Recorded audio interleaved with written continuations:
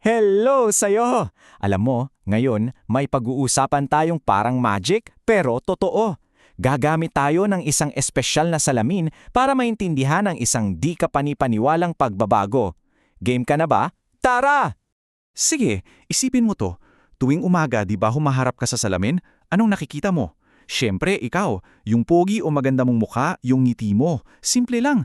Pero, paano kung may isang, sabihin nating spiritual na salamin? Isang klase ng salamin na ang ipinapakita. Hindi yung panlabas mo, kundi yung nasa loob. Dito na, nagiging super interesting ang kwentuhan natin. Actually, may sinasabi mismo sa 2 Corinthians 3:18 tungkol dyan. Sabi doon, pag tinitingnan daw natin na parang sa salamin, yung ganda at kabutihan ng Panginoon, nababago tayo. Nagiging kamukha niya tayo paunti-unti from glory to glory. Wow, di ba? Ang galing! Pero ano ba talaga yung ibig sabihin nun? Okay, para mas madali, ganito yan. Yung salamin na to, hindi siya totoong salamin na nabibili sa mall. Ito yung paraan natin ng pagtingin kay Jesus.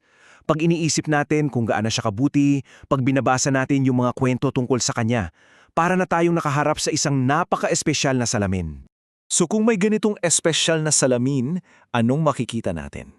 Dito natin malalaman ang tungkol sa dalawang magkaibang refleksyon.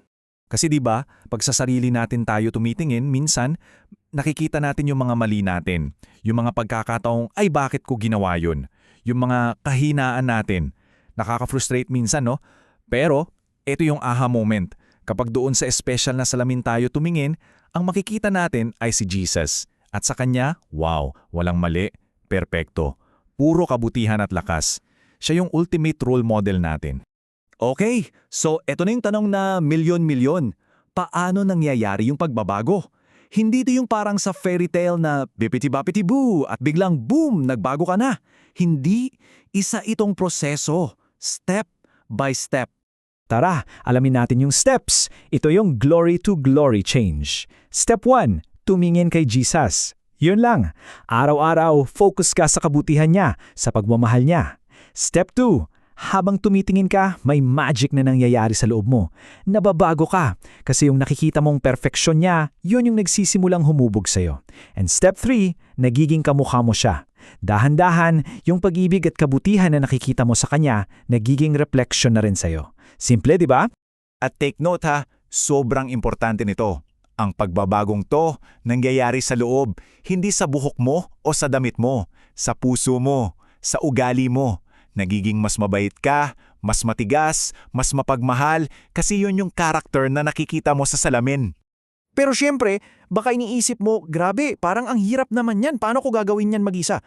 Well, guess what? Hindi ka nag-iisa. May mga kasama tayo sa journey na to. May mga super helpers tayo. Unang-una, si helper number 1, ang banal na espiritu. Isipin mo, siya yung tagapunas ng salamin. Kung minsan malabo yung pagkakita natin, siya yung naglilinaw nito para makita natin ng buo at klaro yung kabutihan ni Jesus. Ang galing, no? At andyan din si helper number 2, ang panalangin. Ito na siguro yung pinakasimple pero pinakamalakas na tool. Para kang may special phone na direct line sa Diyos.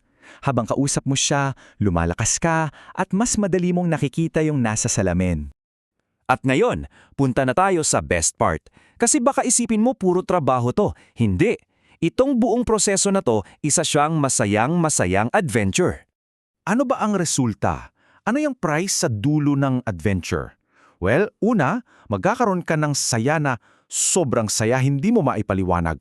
Tapos araw-araw may bago kang matututunan tungkol kay Jesus na nakakatuwa. At yung mga dating pagkakamali parang iniiwan mo na lang sila sa likod.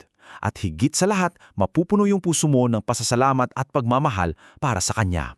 So gusto kong tandaan mo to ha, hindi ito paunahan, hindi ito race para maging perpekto ka bukas agad. Walang pressure, isa itong masayang paglalakbay. At bawat maliit na step na ginagawa mo para maging mas katulad niya, yon ay isang malaking panalo na. Kaya para sa pagtatapos, ito lang ang tanong ko sa'yo. Mamaya o kahit ngayon, pag sumilip ka sa iyong espesyal na salamin, anong kabutihan ni Jesus ang gusto mong makita? At ano yung gusto mong maging refleksyon sa'yo ngayong araw?